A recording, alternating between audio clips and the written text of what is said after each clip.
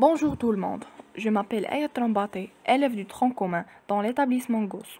Aujourd'hui, on va présenter une partie très importante dans le chapitre Généralité sur les fonctions. C'est la partie parabole.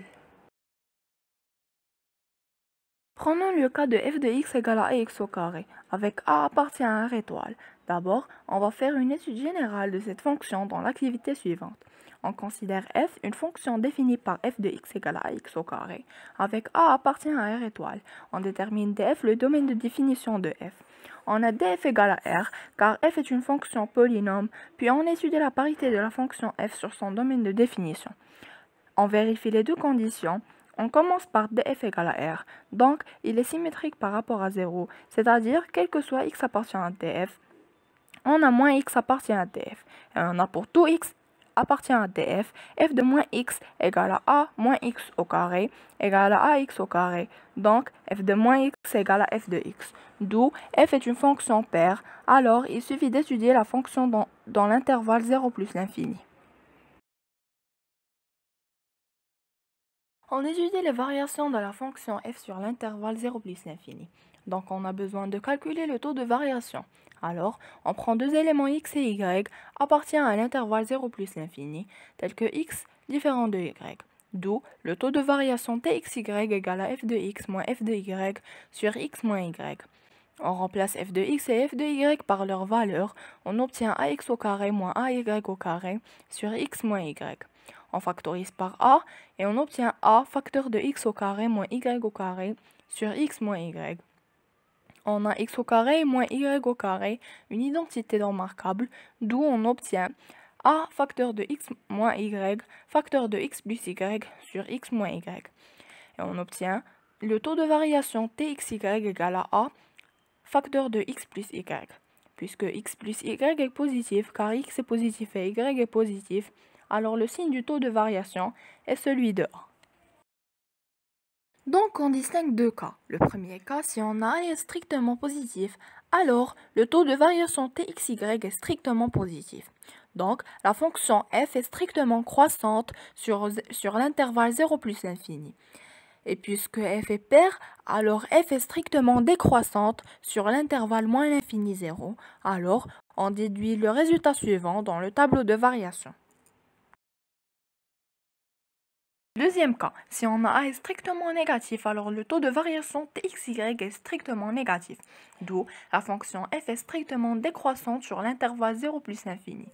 Et puisque f est paire, alors f est strictement croissante sur l'intervalle moins l'infini 0, alors on déduit le tableau de variation suivant.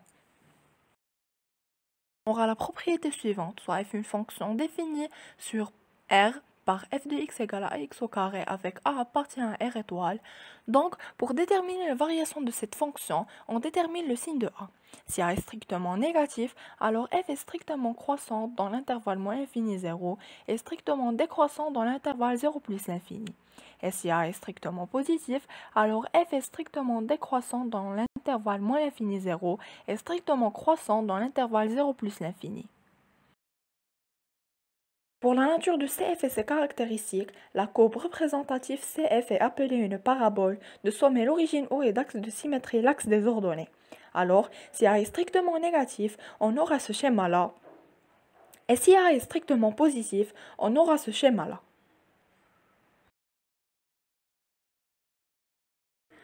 Pour bien comprendre, prenons des exemples. Le premier exemple, on a f de x égale à moins 2x au carré. df égale à r, car f est une fonction polynôme.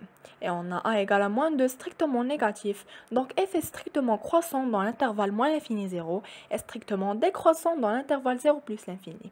Alors, on obtient le tableau de variation suivant. Donc, CF est une parabole de sommet l'origine O et d'axe de symétrie l'axe des ordonnées. Pour construire la courbe CF de la fonction moins 2x au carré, on prend des valeurs positives ou négatives car f est symétrique par rapport à l'axe des ordonnées. Par exemple, on prend dans ce cas des valeurs positives telles que 1, 1,5, 1 et 2. Et on calcule les images de ces nombres et on obtient les points de coordonnées 1 sur 2 moins 1 sur 2, 1 moins 2 et 2 moins 8. Et après, on construit ces points dans un repère orthonormé OIJ, puis on construit les symétriques de ces points par rapport à l'axe des ordonnées. Donc, on obtient la courbe suivante. Et pour le deuxième exemple, on a f de x égale à 4x au carré. On a df égale à r, car f est une fonction polynôme. Et on a a égale à 4 strictement positif, donc f est strictement décroissant dans l'intervalle moins l'infini 0 et strictement croissant dans l'intervalle 0 plus l'infini. Alors, on obtient le tableau de variation suivant. Donc, si f est une parabole de sommet l'origine O et d'axe de symétrie l'axe des ordonnées. Pour construire la courbe CF de la fonction 4x au carré, on prend des valeurs telles que 1 demi, 1 et 3 demi et on calcule les images de ces nombres et on obtient les points de coordonnées 1 demi 1, 1 4 et 3 demi 9. Et après, on construit ces points dans un repère orthonormé OIJ, puis on construit les symétriques de ces points par rapport à l'axe des ordonnées. Donc, on obtient la courbe suivante. Et merci pour votre attention.